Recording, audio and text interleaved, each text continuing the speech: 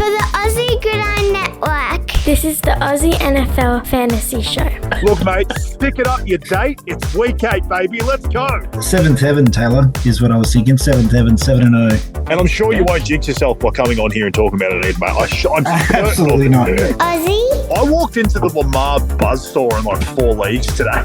Every year he's gone on, he looks increasingly like he lives under a bridge. NFL. That's not the quarterback. I just remembered whose name. Tim Rattay. Does anyone remember Tim Rattay? Sounds like it was all your wet dreams coming true, really. Fantasy. It's a 13 inches measuring contest, isn't it? Well, we've got our show title. This is the Aussie NFL Fantasy Show. You know, there's a bit of Mixon and obviously a bit of Tank when he doesn't have hands, so he can't catch. Doesn't matter. Australia's premier NFL fantasy football show is back. It's the Sunday show. You're listening to the Aussie Gridiron Network, and this is the Aussie NFL Fantasy Show. They call me Matty C, and with me is the man who has, we discovered recently, the greatest trade-to-win ratio in all of fantasy. Did I get that right? It's Australia's greatest fantasy analyst, Taylor Goodall. How are you, mate? Mate, I've grown from 3.5 inches to a full 4 right now. I am just so ready and pumped to go. I'm excited, mate. My big Kev. Let's go.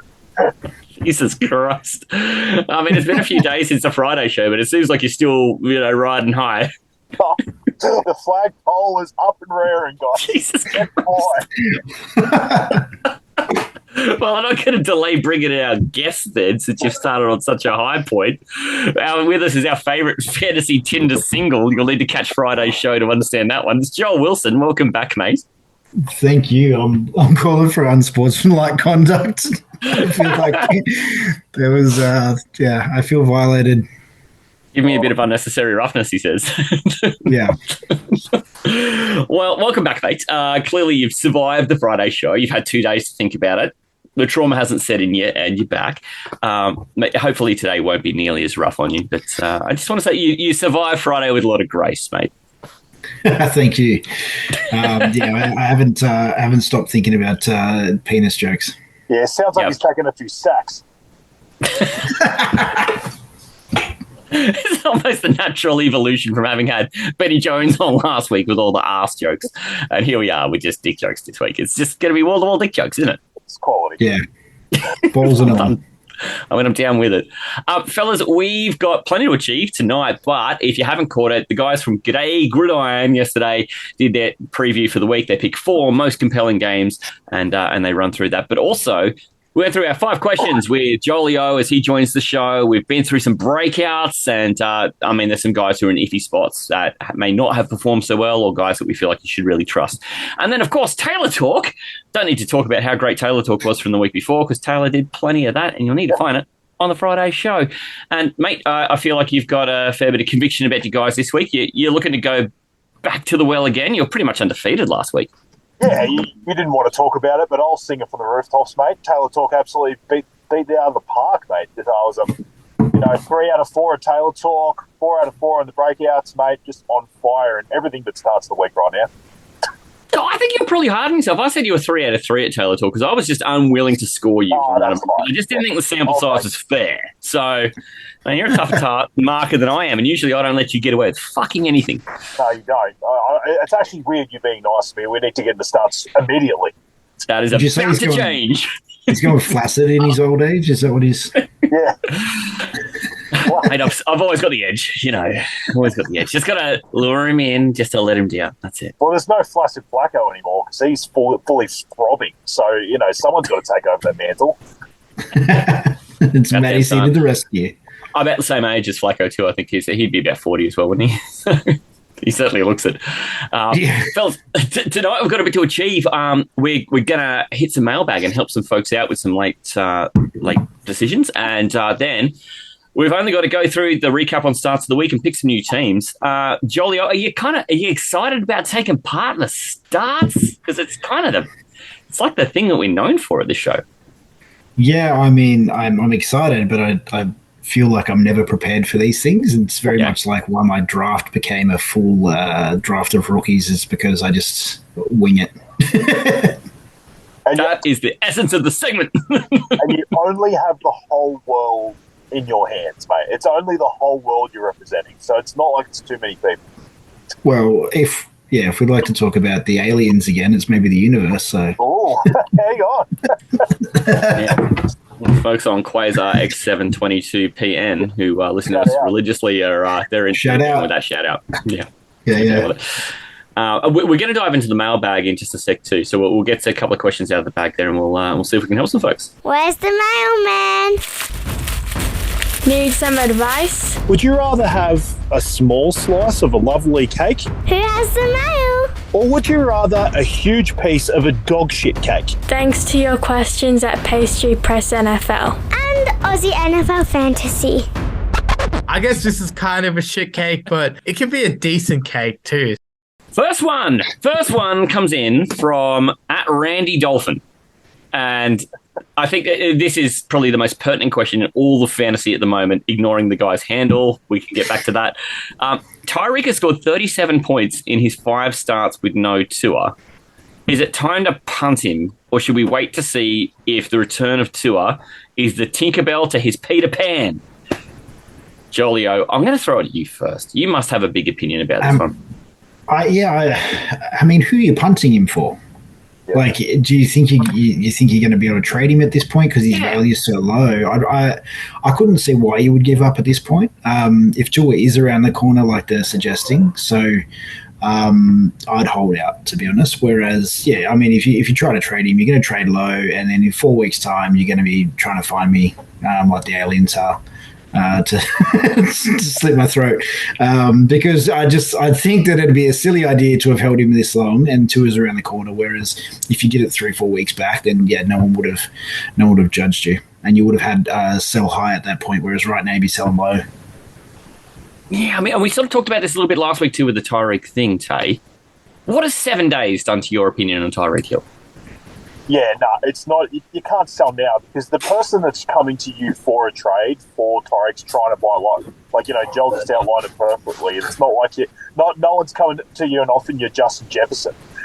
Correct, yeah. They're offering you a bag of dicks. Like, you're not getting the right value for him. Like, don't get me wrong, it's a good question because, like, obviously everyone, people aren't stupid. They know Tua's back. So his value's probably gone up from what it was yesterday. But I still don't think it's enough because, you want to see it. You want to go out and see him have one really good game. Because the thing is, right, like, let's say he goes out there, Tua isn't amazing, Tyreek has an okay game, whatever. You're still going to be able to, like, get the same trade value next week as well. Like, you know what I mean? Like, it's like, okay, you saw him one game. You're not too sure if Tua's going to be the guy. You're probably going to get the same value in the trade after that than you would now. So just watch it. Yeah. Like, watch and see what happens. Because if he comes out and he's anywhere near the Tyreek of old, then you've got a guy that could win you your league in the last 7 or 8 weeks. 1,000%, yeah. Okay, well, and I think the reason why this is pertinent to ask is if you got the guy who is really just trying to win today, who's been hanging on and is now just kind of worn out by the Tua experience of not being there, and as Tyreek is kind of hurting him now, who's just looking for somebody that they can get guaranteed production out of, is that a position where you go, okay, well, now that's the world in which, as the Tua owner, the Tyreek owner, you have to move. You have to be willing to consider moving. Is there even a world? Imagine a world where your record makes you more desperate. I mean, if it's for another receiver, then I'm absolutely not trading him, unless it's Jefferson, something like that. Whereas if I need a running back and I'm getting the right running back, that's okay.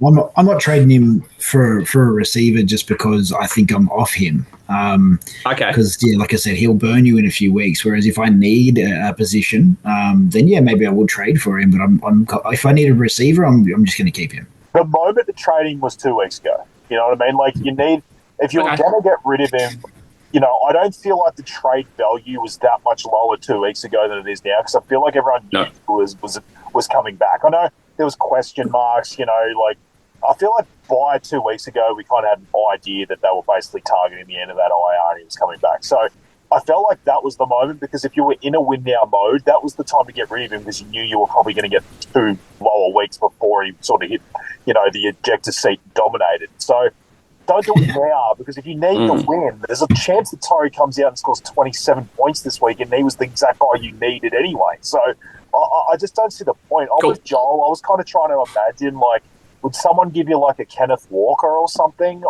I wouldn't do that if I was the Kenneth Walker owner, but like I'm just trying to work out like what is good enough to actually let go of a Tyreek, and I don't know if those guys exist there right now anyway. So I would just stay put with Tyreek, and if he dominates this week, then you've got a trade asset if you really wanted to, or you've got the guy that just could be this guy that dominates the rest of the season, wins you your league. So I just think there's too many points in just holding him. Yeah. I mean, and I also believe that it's tough to find a world where it's a reasonable thing to trade him. But like, I definitely get why the person who owns him is like, I might need to agitate things. But our advice here is fucking stay in the Flames. You've been in there long. Yeah. It can't get worse. If you need a receiver, Tyreek Hill's your receiver. If you need a running back, then maybe go out and like, take a flyer on somebody else. Like, but if you need a receiver, don't fuck around. Just keep him. I like that. Okay, next one comes in from I've lost my head. I've lost my head. Guillotine. Jaden Daniels is injured, and Richardson is my backup. Should I be looking to try and move one? I know exactly who this is. Yeah. And it's not just the handle, it's the position, right? Yep. I don't personally think you're going to be able to remove Richardson for anything. I think his value is completely gone. I think it's down the toilet. I think so too. I honestly think he's quite like a waiver. Like he's at that point. Like he kind of hit a moment like 2 or 3 weeks in where it was like you can not start him. It was kind of hard to think you could drop him, but it was like we're not seeing the rushing baseline. The passing looks atrocious. Like it's just not there for him this year. They're trying to protect him, which has just basically ruined his fantasy outlook week to week. And I think at this week there isn't really guys that I'm stoked over him. Like we're going to talk starts of the week. There's probably 5 guys I've got on a list that are getting started in less than 50% of the leagues that I would put over him in a lot of matchups. Same. He's got like 8 shithouse matchups in a row too. So like I don't think you're going to be able to do that. And the problem is you don't want to trade Daniels because then you don't want to have to be starting Richardson. So it's like, yeah, if your question is like trade one, if you can get anything for Richardson, fucking trade it. Like, so yeah, that's my answer. Is I don't think you're going to be able to do either because I don't think you should trade Daniels and I don't think you can trade Richardson. But if you can, do it. If you could get Juan Jennings for Richardson, would you do it, Jolio? Oh, yeah. I'd be getting them for at least like... And then I'd probably pick up Flacco because at some point Richardson will be injured again. And then you just handcuffing your quarterback. Oh, my God. Is Flacco just... something as well. Is Flacco like the like QB killer of the last 3 seasons? Like he killed everywhere Zach Wilson, he goes. Kills Deshaun Watson. He's killed Anthony Richardson. Like, is there something there? That's yeah. I just thought of that. Everywhere he goes, yeah. And his receivers love him. Yeah. Like the Grim Reaper in your own change room. Just Flacco sitting in the corner quietly plotting your demise. I think he's older than the Grim Reaper. He's older than death. Older than death. Okay, next one comes in from Mysterious Banana. Do you keep rolling with Bigsby even if ETN comes back against Green Bay? Yeah, that's a hard one. I heard it come up, like I've seen that question floated out there. Yeah. The last day and a half, it has been everywhere. Look, I can see a world where Bigsby's used between the tackles a lot, and like they look at ETN and go, "We've got to get him through this season. He's clearly not 100%, and he's definitely the better pass catcher between him and Bigsby." But you could make a case that Bigsby, especially with ETN not 100%, is better between the tackle runner. So I do think it's like a good matchup where a team's getting gashed on the ground. I could see Bigsby still having like between 12 and 15 rush attempts in the game. So. It's hard. Like, if the question is which one to start, if ETN's healthy, I'm starting him. But if it's just I have Bigsby and ETN's healthy, do I play Bigsby?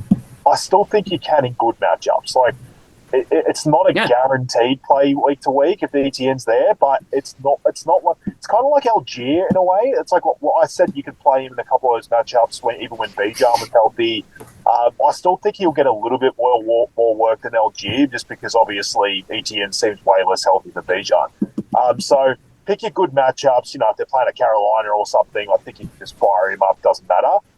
But if it's like a tougher matchup of Baltimore or something like that, that's when I'd sit him. Yeah, I think that they're. I mean, this is probably the most that anyone's spoken about the Jags in this forum, but I think that Bigsby has earned a share, but I don't believe that Etienne's. I don't think Etienne's going to walk in and take the full amount, but I feel like he will take the 70-30, if that makes sense. But Bigsby's definitely earned it, and Etienne will be on a short lease, won't he? I mean, if it was 60-40 even, then I'd be like, well, that's probably fair too.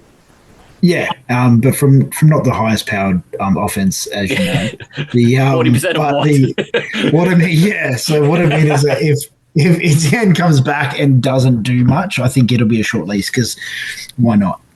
He's not a superstar. They haven't paid him a bunch to be there, so they'll definitely replace him. But I think he'll get the start first. Fair enough. It sounds like Etienne at 13 inches here. So, Bigsby right behind him. Okay, I think we've been helpful. That's a couple of folks in the mailbag. If you've got questions, get them in. Any time through the week, you can get them through to at Aussie NFL Fantasy. You can find that too through our linktree /Aussie Gridiron Network, but at Aussie NFL Fantasy on the Instagram. I'm really sorry, Matty. Can I just amend my answer there? I completely forgot that tanks don't have hands. How did I forgot that? So, well, he doesn't get any passing though. I'm sure a handoff needs it, unless he just tucks it into his fucking ass cheeks or something. The way handoffs work, is that the person with the hand is the quarterback. Okay. Yeah? Oh, no. Look, I still think if a running back having hands would probably help, but look, again, this is great analysis by us, and I say, look, if a man has no hands, I'm probably not starting. I'm glad we've got that one solved now, because that might inform some starts of the week, which it's time for. In goes the drop. In the beginning there was nothing, a featureless void. From the formless primordial state, a legend was born when forces combined to create a solid object of significant value. As planets were formed and Earth itself was shaped, the object lay awaiting its destiny. Seas rise and fall, mountains emerge, and upon the highest mountain, an intrepid adventurer happens upon the object. A worthy prize for ascending this, the tallest of peaks. This object has been documented to be held by many of the great dynasties of mankind, from the Persians to the Hans, the Mongols and the Ottomans, lives lost defending it from those who seek to possess it. Now it is in the trust of 3 wise men, who also reach such pinnacles, to be held by he who imparts the most astute knowledge upon fellow mankind. The winner of the annual Aussie NFL Fantasy Show Starts of the Week. Hey, been a while, isn't it? It is the best segment to me. This is something that no other fantasy podcast on earth, to our knowledge, does, where every week you have people drafting of the scraps, the people who are started in less than 50% of leagues and trying to make competitive lineups out of them. I'm certainly not aware of anywhere else they do it. Tay, you and I have been doing some iteration of this now for at least 4 years. Did we do it in the first? I think we certainly picked it up in our second year. Yeah, it was quite early on. I remember, it's obviously adapted. Initially, we were just sort of doing like we do in the breakouts. I think we were just sort of picking anyone and thinking picking who was going to be someone that's going to have a great week. Yeah. And then we turned it into a draft, but we were still picking our own guys. And then we sort of adapted it and went, we probably shouldn't be picking obvious guys. And then we, had Manjon on, and we still didn't really have an exact amount, percentage or anything. We were just kind of going off vibes and, chat about guys if they were sort of iffy and we weren't sure. Then we decided, you know what, let's put an actual percentage on this and make this a proper game and firm it up. We still have chats about guys that are sort of, towards 50 and whatever, but we were like, let's put a line on it and, let's really sort of set this game in motion. Yeah. Yeah. And I think the great thing about it this year is that we've invited the Aussie NFL fantasy community into it. So it's not just a cast of hosts who just go every week and it's just them against each other. No. Just to show the world how difficult this segment is. We've invited the whole world, and representing the world this week is, of course, Joel, who's you've been on the sideline watching this segment for a long time then too. But, mate, it is a pleasure to have you on. And you're in a position where you've only got 7.4 billion people really desperate for you to represent them well, mate. So no pressure. No, none whatsoever. I'm just happy to be here. Make up the numbers. I've explained this in the past about how this works to every guest who's come through, but mate, I've always seen this as teamwork. It's not just the world versus Taylor and I. I'm part of the world, and it's just us against Taylor. So, mate, I see this as teamwork. We've got to keep Taylor where he is last, and I don't mind him being there. Perfect. Swift cuts.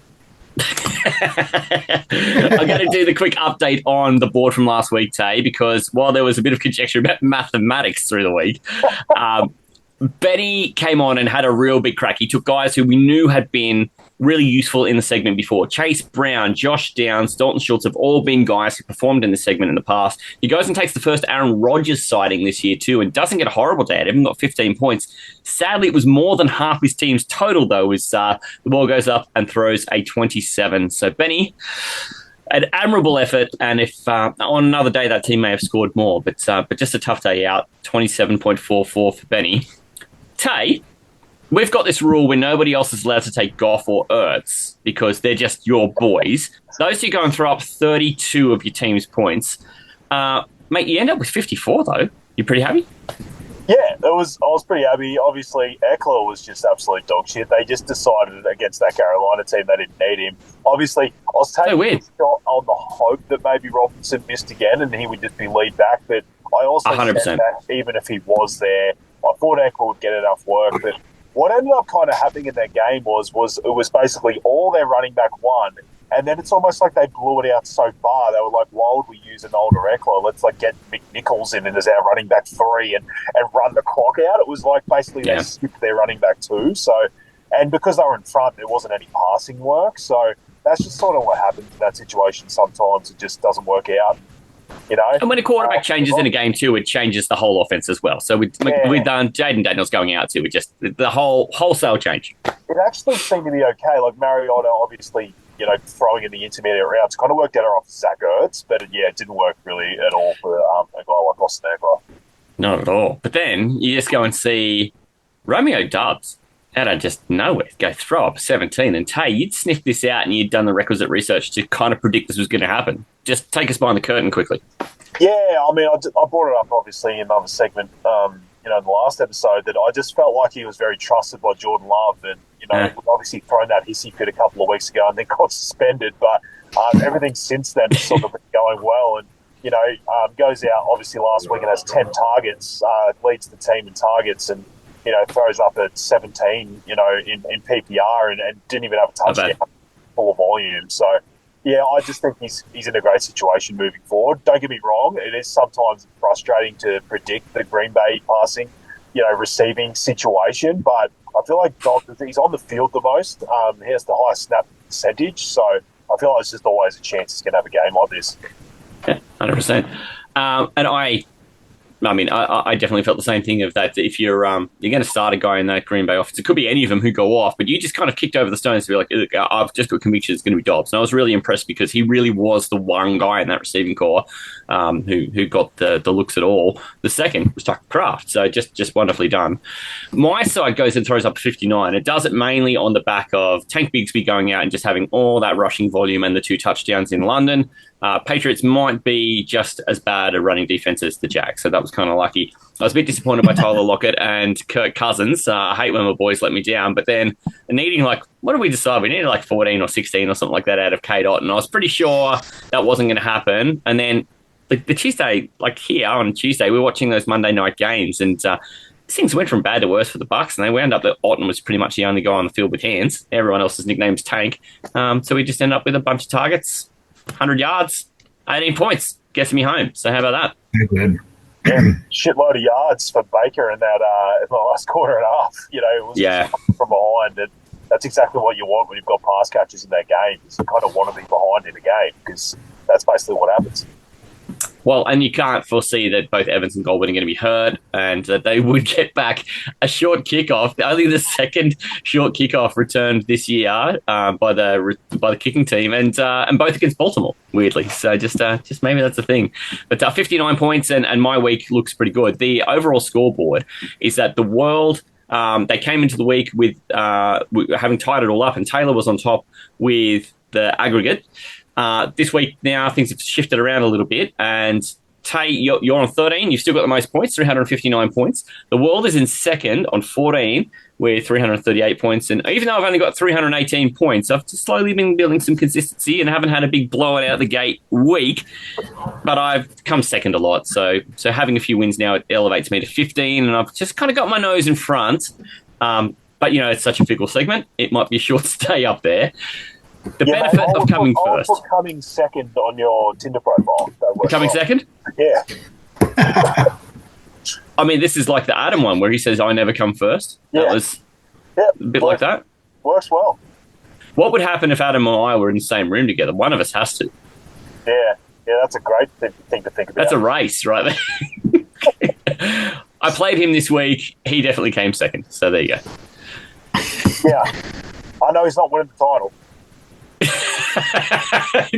That's hilarious and funny. That's also just a story from off mic that I'm going to use all the time. Thank you, Charlie O. So good. The benefit of coming first is I get to pick the draft order, and again, Jolly O, this is where you and I team against Taylor. I'm going to go ahead and take the first pick, and I'm going to put you second, because what I want to do is I want us to take the most obvious guys, and while we'll leave Taylor with a turn, he will have to just make shit up. Yeah? Oh, I wish it was obvious, guys, but yes, let's do that. No, there is. There's obvious guys. It's obvious, Joel. How could you not know? Alrighty, take it away. We've got this, okay? We got this. And this way, too, we end up with we'll end up having 3 players while Taylor's still only got 2. Like, we're going to end up with 6 of the first 8 picks before Taylor even gets a second look. So, we're good. We got this. It's strategy. We'll see how this works. Taylor fucking pulls bullshit out of his ass all the time, so we'll see. So with that in mind, the other things that are worth knowing is that from the Taylor Talk segment, we also have a couple of guys we can't take. So Bo Nix versus Carolina is out. Raheem Mostert versus the Arizona Cardinals is out. Romeo Doubs, who we just brought up from last week's starts of the week, is out against the Jags. And Dalton Schultz against the Colts, also out. And then we're just looking for guys who are currently under 50%. Will be fun because we're recording on a Tuesday where we'd usually be recording on a Wednesday after waivers have run. So it does make it a bit trickier, but it just means that we'll have probably a bit of a meatier conversation about a couple of guys who've got anyone who's kind of in the coming off a bye or in that 40+% zone. But as long as it's not Taylor taking one of them, then we'll be all right. Okay, clock's on, and I'm just going to straight away run into the quarterback has got to be Darnold. The quarterback has to be Darnold, so I'm just going to go and take him. I think he's the very obvious one straight out the gate. When Jolio brought him up, breakouts, because I've got him in like a couple of dynasties, and one's a super flex where I always start Mahomes and Purdy, and I'm like, I think I want to start Darnold over both of those guys this week. And then I've even got one where I basically start Dak or Baker, and I've got Darnold as my third, and I'm like, I think I want to start him over both. I actually like him this week, to be honest. Unreal. It's it's funny that the way the way that the turntables that he's like a year later from where he was all the last few years realistically to where he is now, and like we're not trying to say he's a superstar, but he's consistent, he's in the right situation, and it's like we're talking about fantasy and we're not talking about winning games and being the best quarterback. It's like he's going to put up, like we said earlier on, 15 to 20 points is what we want, and he's just doing that. He had that one stinker, but other than that, just leave him, and he's got the right people to throw to. So Get around. All right, Jolio, you're on the clock now. I'm going to lean into every other dick joke that we've told tonight and talk about the Chubb Master. He is not being started in many leagues, which is pretty surprising. I know that he's come back from injury and everything like that, and he's owned in 99%, but he's actually not starting in many. And who else do they have? Does Njoku they can throw to, and they can pass it off to Chubb. And I understand that the matchup's not the greatest for them, but he's my number one pick for this week. And Tay, I don't know that people will be rushing to throw Chubb into their lineup. So I haven't seen like a reason to argue his way out of the segment, and I knew he would come up, and I just love that there's a dick joke in this. How can you say no to that? No, To be honest, he was 7th on my list, but he got there by It's the most compelling. by inches.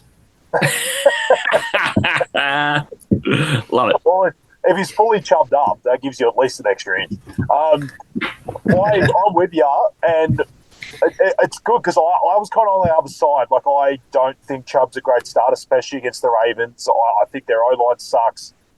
But it is exciting that they've got obviously a different quarterback coming in. You never know, the offense might help a little bit better. But again, like, all this is really just saying this is why he's an iffy start. Like, because it's like there's reasons why it's good, there's reasons why it's bad. Like, this is kind of what this segment is. And the second game off one of the worst knee injuries you've ever seen. Like, if this guy doesn't say iffy start, then I don't know who does. Yep. Yeah. We're allowing it. I think he played like 38% of snaps too, which you'd think would go a little bit up, but there's no guarantee he plays like more than 50% of snaps in this game against a great rush D. So it's like there's a chance it goes wrong. So that's kind of what this is. He still wound up scoring 10 points in PPR last week too, which shows there's some green shoots. Well, they trusted him. Like, they trusted him in the red zone, and they gave him enough touches that they obviously think that he's healthy enough, and that's probably what gives me any bit of confidence. Like I said, probably the ridiculous matchup, but it's the dick joke. Just I couldn't leave it alone. Leave it alone. Got to play with it. Your dick alone. Yeah. Yeah. And why not bring it out when you're amongst friends? I don't know. I just started talking and it just came out. All right. That's what happens. Well, I've got someone I want to ask a question about. And Okay. Still under 50%, but it's just one of those ones that it's a complete question mark whether it goes up based off its last week performance. So I just want to float out Javonte Williams. Yeah. I mean, I've got him that he's at 49% now on the Tuesday. Oh, he's 49. He's 45 when I looked like an hour or two ago, which means it's probably already starting to skyrocket. So that's fine. 62 on sleeper now, I've got. Oh, there you go. I think you might be out of the segment. Yeah, that's fine. I just, I kind of even wrote in brackets. It was one of those ones that I thought someone else might bring up anyway, and I was kind of like, well, I'll ask the question. So that's fuck. He's going to take Cortland Sutton now. Same game. Take your boy. You do, I'll cut you. It's kind of another one that I've got a question mark about, but it's more based off he's coming off a bye, but this is the percentage he was on before he came off bye. Rome Dunze. At the Commanders, he was 44% started before he went on bye, and then obviously his numbers skewed at the moment anyway. But I don't know. I've still always kind of felt like being the wide receiver 3 on an offense that we're still not sure about is maybe iffy enough. But I just thought I'd ask the question of that because it's a bit unknown, obviously, the bye stuff. Jolly, I'll take your ruling on this. I give it to him. Why not? I think it's so iffy. Give him. Don't you think it's iffy? If you've got Rome Dunze or, I don't know, just thinking about guys in that, like, flex range or, like, I don't know, Pollard. You're probably starting Pollard, right? Just touches the ball a lot, so there's guaranteed volume. But, you know, it's just for the Titans, so it might not be awesome. But yeah, I was going to say he's never going to touch the ball less than 10 times a game, right? Where Dunze will never touch the ball 10 times a game, right? You wouldn't think so, but I don't like anything to do with Pollard when he was a Cowboy and now he's a Titan. He burnt me too many times. Fuck that guy. Wash my mouth out. But yeah, no, Dunze. No, I think you give it to him. Why not? Let it ride. Tay, you won one. Look at that. You got a Dunze. All right. Well, because I've done that, I'm going to stack that bitch up with Caleb. And what was he coming off the game against the Jags before going into the bye? Because he would have been 37. Yeah, there you go. I was going to say, he would have been close. And I think the only reason we didn't get to run him in the week before is because he was in Taylor Talk. So I felt like he would be fair. Yep. It's funny, the Commanders' defense, right? Because it was one that we were targeting early. And it's one of those ones where they seem to be like fine against teams. Like if you're not a great offense, they seem to really dig down on you. Like and I don't know, the whole Dan Quinn coaching thing, they might just be getting better on defense, but I still feel like they're iffy enough that they're worth targeting. Like they're 17th against quarterback. I think they were 25th against wide receivers still. Yeah, that's why I just thought trying to stack those two together, I feel like there's an opportunity. And to be honest, it's just great having a team that Kev can't hate against, even though he wants to. He so wants to. Yeah. But, he can't because it's all Bears. Bears. And mate, I like that we've already got Tay to take a position where he didn't have to take Joel, so we've got him rattled, mate. He didn't need to take quarterback. He could have come back and got that later. Yeah, probably, but he might have taken it. We got him all having a reach, mate. Look at it. Having a reach. All right, so Jolio, you're back up. You've got your running back. And now because 2 quarterbacks are taken, there is no competition. You can wait till last for that. So you can aim at either a tight end where there's none taken or the wide receiver where only Taylor's taken. But take a swing. Well, I mean, you mentioned this guy before. I'm not sure if I'm allowed to have him, but Kate Odden again. He totally fits. Yes. The Bucks are in a world of hurt. I actually had, until the Chubb won by 13 inches, I had Rashad White as my running back, because I do feel like the Bucks are actually they're a proper team this year, and I know that those injuries have happened, but I think that Rashad White is in for a good, he's a pass catching back. He's just going to be doing a bit of everything, but it's not about him. Cade Otton, I think that he's just shown that consistency, as we've talked about, 10 points a game for a tight end, and he's been doing that. So he's my tight end for sure. And like you said, Evans and Goldman going out, he becomes almost more vital now. So it's going to be like young receiving core, and Sterling Shepard, of course, around him. But I just think Baker's going to need guys that he's comfortable with, and that this is actually an opportunity. He could have even more volume. So I think he was on my list for sure. Yeah, I had him at the very top of my list for tight ends, and it's probably unsurprising to you after he helped me so much. Guys that work. It is. So this is why I know I can just wait till last round to get my wide receiver, because no one else likes my wide receiver as much as I do. So I'm just going to leave that. Nick Chubb's the running back that's gone off the board. I think this is a good chance to take mine. And look, I did have Mostert written down, but because he's in Taylor talk now, he's out. And I think the best option left is to roll with Madison at the Chiefs. Yep. I know that they're not an easy defense to run against, but it's just that Madison is also involved in the passing game, and there kind of was no one else. I know White was back, but he just kind of doesn't seem to have the trust. So I'm just going to take that Madison gets the volume, and I mean, you certainly can't pass touchdowns against the Chiefs, so you're going to have to run them in. That's all. Yeah, he's on my list. It was one of those ones where I'm like, this is just volume. It's a horrendous matchup. Well, the Chiefs are first against running back, so it's like, do I take the guy that I feel most confident in his volume, or do I look at a guy that is a better matchup? And it was like, well, I can't not have him on my list, but it was going to be one of those ones in a way. I'm kind of glad you took him off me, because it makes my decision a list a bit easier. Yeah, I would have been bit of clarity about him. And it's like, I like to take good matchups in this, and it was like, fuck, I would have to take the worst, but I like it. It's fine. Like, taking volume in this starts the week at running back is king. Yeah, well, it's just that if they're going to punch in a touchdown from short range, he's it. So I feel good about that. And he just kind of showed this week he's pulling away with the volume. So, and you can tell CC Gardner's back as well. McConnell's out, so I feel like they'll be pushing him even more this week. Okay, there we go. Jolio, backing up my pick. I love this. Team everyone except Taylor. This is working for me. The next two positions are kind of, a bit for me. So I'm just going to go and grab my tight end now, just because I think it's fun to do, and go and take Big Montana Will Disley. After last week, I'm just in. How much fun was that, watching him going galloping down the field, getting all these targets? Oh, what do you end up with, like 14 points or something? It just bring me some distance. Yeah, I guess everyone can just run at tight end on fucking Arizona, apparently. Like, it was just so open, they just forgot about him. Forgot about Dre.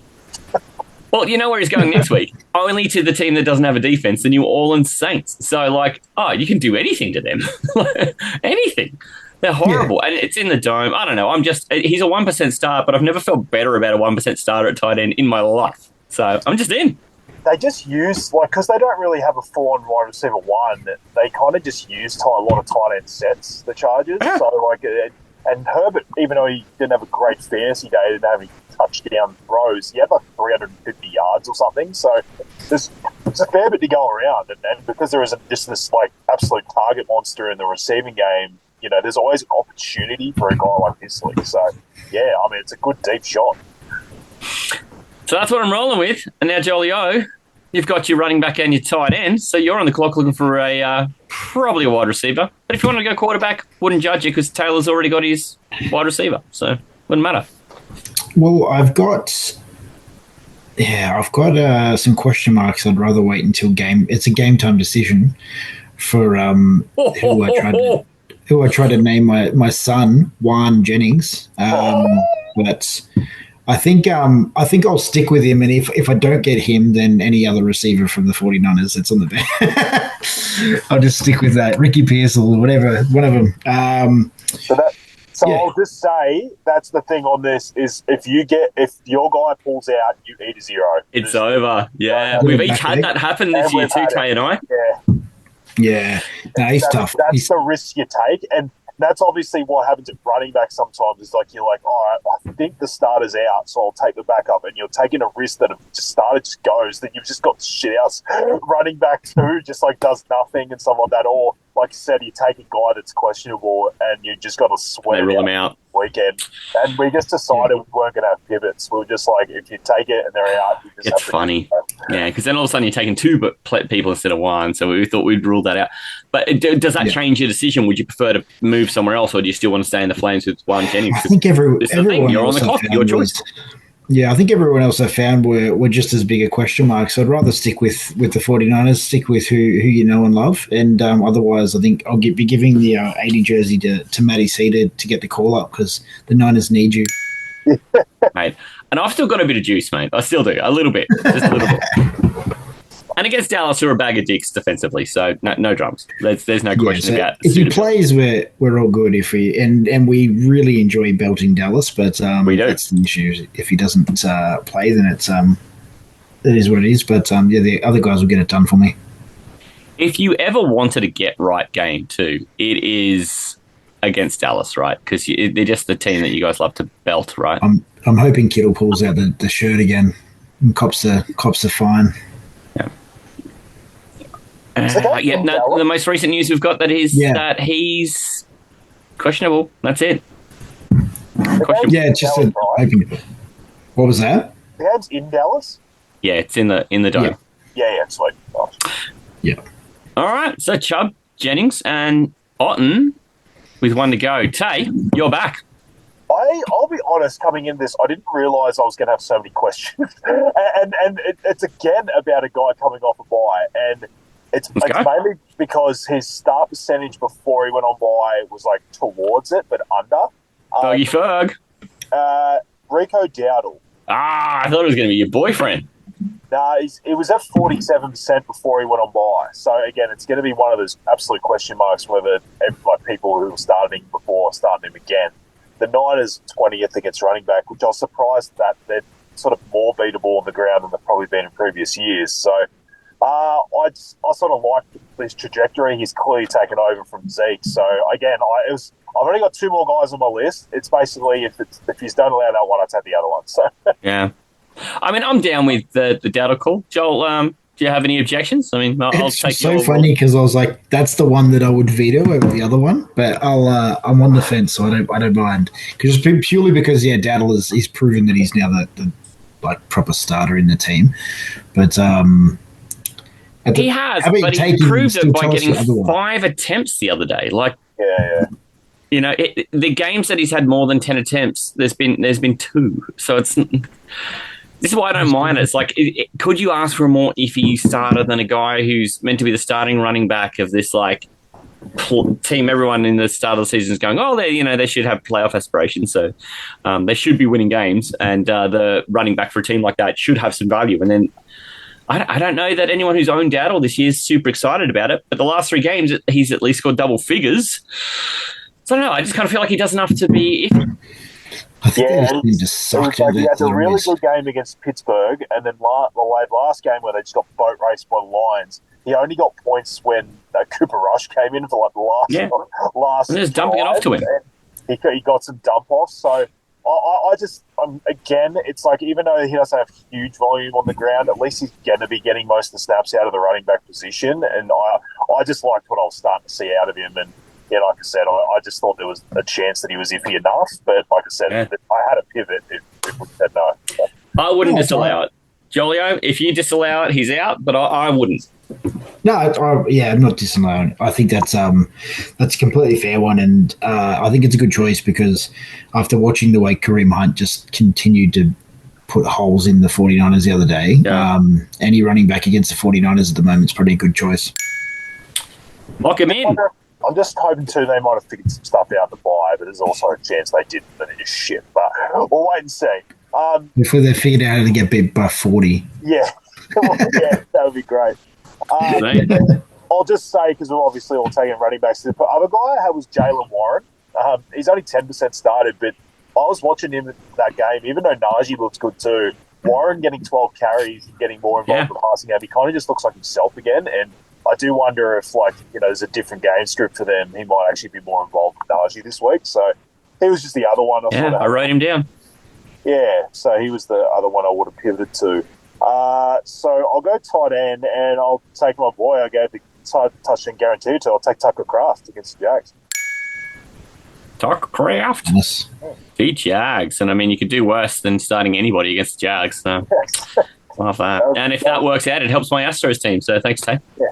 And again, I only had one other guy there. I was either going to be him or Hunter Henry because he just fucking put up 17 points last week, but he was against the Jets who were ninth, so I decided to take a better matchup for this one. But again, I wouldn't be surprised if Hunter Henry's very involved with Drake May again. Yeah, and I mean, at 39% started, you can imagine his number going up a little bit because people are starting him over somebody else who they already own. But it's not because his number's going to exponentially grow through bye weeks or whatever, because everyone's back this week. So, I don't know, I'm down with it. I love it. I love Tucker Kraft. Let's roll. Yep. Go. Julio, a quarterback. Who else could it be but the best last name in the league? Wilson. Russell Wilson. Yeah, he's on my list. He's on my list too. I'm so glad when he got out of the Seahawks jersey and then he went to Denver, and I thought he played fine last year. He was paid too much, but he played well. He played well, and the fantasy gods, he played well as well. But comes back last week and kills it, and shows that Mike Tomlin might have made a good decision for the first time in a little while. I'm going to ride that train. I reckon he's a really good pickup. Again, one of those ones where if you're trying to find a QB, and for I can't remember who it was trying to work out if you should keep Richardson or whatever, drop him for Wilson now. There you go. There's the answer. Just drop him, pick up Wilson. That's probably a better chance. But yeah, so Wilson's my QB. I threw around a lot of the other ideas that we had. Drake Mays, I think. Did you have Bo Nix, Taylor? Was that right? I had Bo Nix in Taylor talk. Yeah. I mean, this is this QB class this year is ridiculous. Pretty good, hey. The rookies this year, I think they're all May and Nix are not meant to go well. They're not in situations where they're meant to be playing well. Daniels isn't really in the best either, but none of them really in the best positions, but they're actually all thriving, which is really cool. Unlike the who would have ever thought that Bo Nix would have more passing touchdowns and less interceptions than Patrick Mahomes? Yeah. It's just, what did I just say? And then Drake May comes into the Patriots team who suck, and they still suck, but he's playing in. But they don't look bad. No, they look all right now. But you just imagine if they in another couple of years they make a few right decisions, both teams they got and then you've got Williams, who was obviously the clear choice, but he's not even the one that we're all talking about. There's 4 or 5 QBs that are all killing it, that are all starting.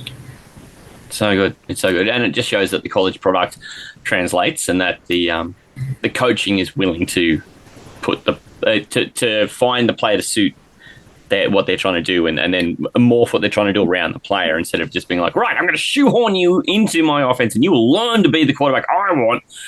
It is getting reverse engineered in the way it should be. Yeah, exactly right. So that's one. Russell Wilson. Wow. We're going from one. We're talking about the oldest person, one of the oldest QBs in the comp, and we're talking about the youngest QBs. So I love it. And greatest last name in the league, mate. There you go. Yeah, exactly right. I definitely won't be calling my son Russell, but that would be funny. I thought you were going to keep it on the short list. I thought you were going to say best last name was Goff because you love Jack and Goff. No, just another dick joke. It would have been good if I got Chubb and Goff, but yeah. Very good. An old dick I'm in the position where I get last pick here, and I'm going to just throw a guy in there now because it is the last pick, and I assume you're going to rule him out. But I kind of wonder if you will, and if you don't, well, fuck it, I might as well die swinging. Jalen Waddle's 42% started, not coming off a bye, and he's not been trustworthy, but he's getting to a back. What say people? I'm ruling that out because I honestly think everyone that has him is going to play him until we're back. Okay. This is why I made sure I got him in there, because if he was going to be allowed, I wanted him. I would be very shocked. Like, I just can't imagine people that are holding Waddle are like, Tua's back. Nah. Like, this is not the moment for me. Like, I'll start Calvin Ridley. Yeah. Fuck no. Believe me, I had Calvin Ridley on my list. Yeah, he's on my list too, but I don't know. The Titans, they've really learned how to use him, so I'm glad that they're showing the Jags how that's done. I'm just going to take Cortland Sutton, by the way, so I'm going to throw him in there. How could you not? Yeah, Cortland Sutton versus Carolina. He's my breakout this week, and he is now also everyone's breakout because we are all cheering for either Jolio or I versus you, mate. So there you go, guaranteed support. I had a weird list at wide receiver. That's why I was like, I kind of... Who else you got? Even like a Dunze, like, I wanted to take him first with that stack, but I was like, even still, he's wide receiver 3. Like, it's not like I think I'm like picking up this absolute domination. Like I said, I had Ridley. I took Jerry Jeudy because I went around a real... I don't know if you heard me. I brought up snap counts a lot, and I kind of went down a rabbit hole and went... He's on my list. Jeudy wasn't the guy that had the targets from, like, in the wide receiving call last week. It was like Tillman or something. But I was like, Jerry Jeudy was on the field for like 5% of snaps or something. He was on the field the whole time. And I'm like, if this turns around and you've got a whole week of the quarterback preparing, I just feel like the guy that's on the field all the time is going to be the guy. And the Ravens are last against the wide receiver position. So I just thought there was an opportunity there. I went Dontavian Wicks. I just thought there was, obviously I knew I wasn't taking jobs out of the running. So I thought he's still getting enough targets there against the Jags. So I only brought up this list because I threw in a 1%er. and this is just because we brought up who we wanted to put our flags on for the wide receiving core of the Bucks now that there's Evans and Godwin out. Oh, fuck, here we go. This is the guy I brought up in the preseason rookie draft. Jalen McMillan. I'm like, this is the guy. I just think, look, again, it's hard. This isn't me. Like, I was not going to pick him. I just wanted to write him down just so I could chat about him. I just think I wanted to take a shot on guys in the rookie drafts that had awesome like catch radiuses that just caught everything, and they didn't have all the metrics that made them go in the first 2 rounds of the draft, but they just did everything right. And I just feel like this guy is going to do that. You already saw him getting snaps even with those guys there. I think there's an opportunity for him to step up. So he's just the guy I'm planting flag on. We're all going to be putting flags on fucking everyone, and we're never really going to know. I just wanted to throw him out there because I want to be known as the guy that's on Jalen McMillan early, whether it's good or bad. Yeah, and I mean, he's already got a touchdown this season, and now he's going to be on the field. So, could do worse. We've got to the end of the segment. I'll recap teams in a sec, but Jolio, I just want to see afterwards now, how you feel? Do you need a cigarette? You okay? No, relaxed. I feel like I finished a few beers, got a lot off my chest. I just need to Anything else you want to talk about? Anything else you want to bring up? We're here for you, mate. Yeah, lie on the couch. Yeah. Support group. One thing that I feel like we didn't talk about is did anyone know the name Cedric Tillman before this week? Yeah, that's what I was laughing about when I checked. Fucking idea. Yeah, it's a Cleveland receiver that goes out and does like it's 10 receptions or whatever this week. I was like, what the fuck is that? I was like, it's not going to happen again. But he's definitely some bait for somebody.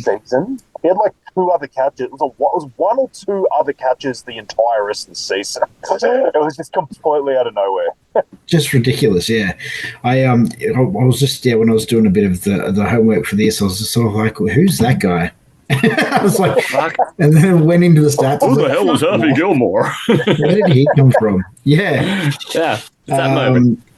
And and then also, I think my person that I was going to take if I didn't take Jennings was going to be Keon Coleman, but he's fucked me all season, so why wouldn't he do it again? So I might as well just keep Jennings. Bills receivers. How many times have we had to go at Shakir when he was under 50%? I think we each at least had one dig. Oh, yeah. I love it. It worked out real good for me one week, too. Yeah, like 100 receptions. I think he scored like something without a touchdown. It was awesome. But, yeah, I don't know if those days are going to keep up with Amari Cooper in town, but we'll wait and see. There was a great little reel I saw too of Shakir and Cooper lining up next to each other, and Shakir actually having to describe to Amari Cooper where his route goes while they're lined up. That's so good. He's been there 6 minutes. I mean, the poor guy. Anyway, very funny. Then he played like 30-something. Again, me and the snap counts. You should call that episode "Me and Snap Counts." He played like 35%, and because everyone was like that didn't play Cooper because they thought he wouldn't be involved and were pissed off when he had a decent game. We're like, what? Where was this? And they're like, well, he didn't play much of the game. He just had that one awesome play, really. Yeah, like, that was it. They weren't trying to involve him a lot in his first game. He just got involved in that one really good play. Yeah, but I think they got the right the right receiver with that trade. Like they didn't want, like for lack of a better term, the diva receiver that needs to have a bunch of receptions every game. Like Cooper's proven that he'll just go, and if he gets 1 or if he gets 10, he'll just do his job. And I feel like that's what the Bills needed, is they needed a receiver that's reliable, but he's not going to carry on if he doesn't get all the receptions at the end of the game. And they might have just unlocked the key to get there this year.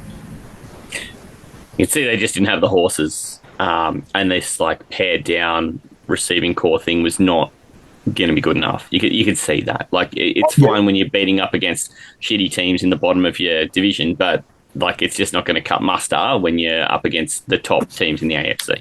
And that's the point, right? We've seen both sides of the Bills. We've seen them pump the living shit out of teams, and they can just run the ball with James Cook the entire game. And we've seen them up against good teams when they've struggled and not led early, and they've just not been able to do anything to come back. So I think they're the games they really want Cooper for. Like, you're going to have bad Cooper games because I don't think this Bills like offense changes at all with Brady. Like I just think they're going to run the ball as much as they can, and I think Cooper's there more as a safety blanket for okay, now we have a plan if we're down early, and they need to throw more. So a grown-up receiver, an actual man at receiver instead of the. Well, and they have to respect him too. Like they cannot leave him alone. They have to respect him. No, he's a great player still. He's just was so wasted at Cleveland. Outside of the Flacco games, he was so wasted.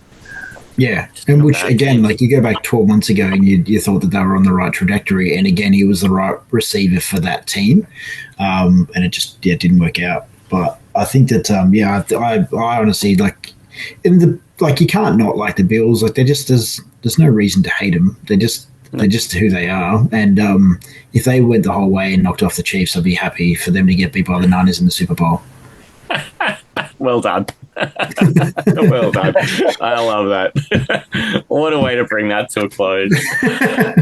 Hey, Jolio, thanks so much for joining us. We've had a blast with you on the Friday show. Thanks for coming through and living out the rigours and being subject to the pressure cooker that is starts of the week. Mate, you've been part of the show every year we've run it, and I just want to give my gratitude and thanks for continuing to put up with us idiots.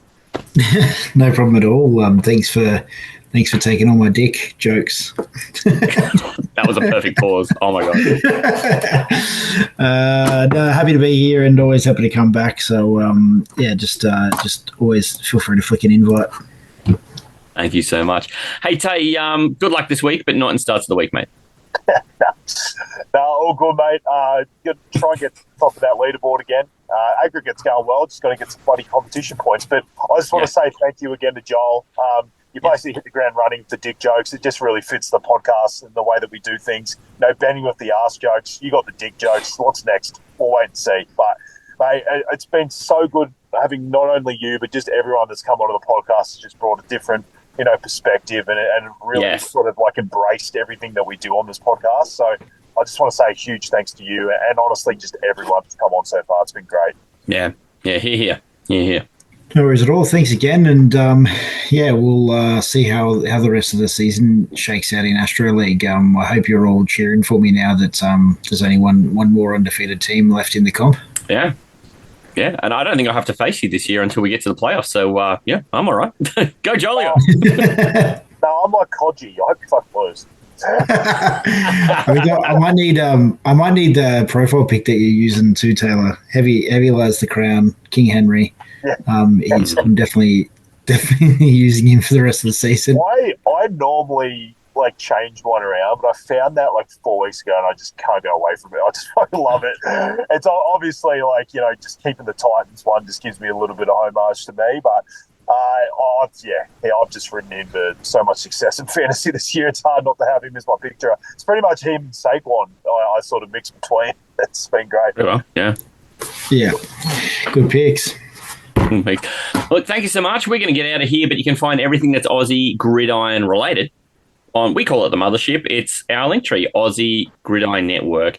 On there, you'll find everything to do with the fellas from G'day Gridiron. They've had their earlier in the week show where they react to everything yesterday. If you haven't caught it, do give yourself an uppercut for being so late on it and go and catch it now as they preview 4 compelling games for this coming week.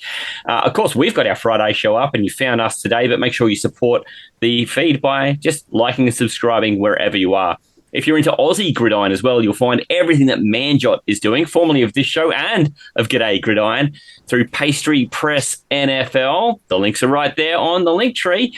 On his YouTube channel, you can catch not just Manjot Night Football, where he also breaks down NFL stuff, but Australian Gridiron, chiefly the ACT League, but also as other leagues come on board and flag tournaments are happening around the country. We are going to have more on there from those sorts of places. So check it out and find Aussie Gridiron right here on Aussie Gridiron today as part of the Aussie Gridiron Network. In the meantime, we're going to get out of here and we'll hopefully everyone out there puts their best foot forward in week 8, a fresh start to the second half of the fantasy season. And then the next thing we've got to really start looking at is what's your roster like and who are buy low, sell high, and trade targets. That's going to be the conversations in these next couple of weeks, and we're looking forward to walking through that. So in the meantime, good luck everyone for week 8. And hooroo. Hooroo. Cheers, guys. For the Aussie Gridiron Network. This is the Aussie NFL Fantasy Show. I think I could give you about 26 guesses or something, and you may not pick the team. I'm gonna say the Patriots. It's definitely the Patriots, and it's definitely all right. Good. That was the one that I was going to pick. Aussie? It would be like you versus me one-on-one, mate. Can you imagine little 5'10" me trying to stop you in the paint? 100%. Wilt Chamberlain against Muggsy Bogues. NFL. None of them are on my list. Because your list is shit. Tanks don't have hands. Great analysis. Fantasy. What's the worst could happen? You might get probed a bit. Yeah. What's the worst that happen? You marry the alien queen. Yeah, look, why not, eh? This is the Aussie NFL Fantasy Show. Especially when give me the probing is a plus. I mean, that's... Where's the downside? So much of this is going in drops, by the way.